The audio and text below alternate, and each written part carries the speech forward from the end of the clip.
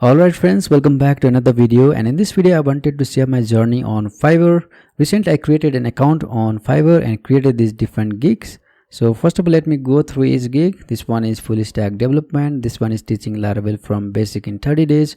This one is building custom website, web app, CMS. And this one is deploying Laravel application to AWS or integrating any kind of AWS services.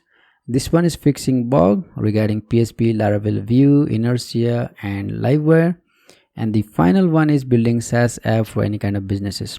I created this account, I set up everything, and I was waiting for my first offer. And luckily I received my first offer after a couple of days, and which was really amazing. We discussed about the project and it was on full stack development. And I successfully completed my first job, and finally I received my first review, which was really amazing. And here I'm pressing it low as I wanted to build up my profile first, and at the same time I want to give the test of my work to my clients.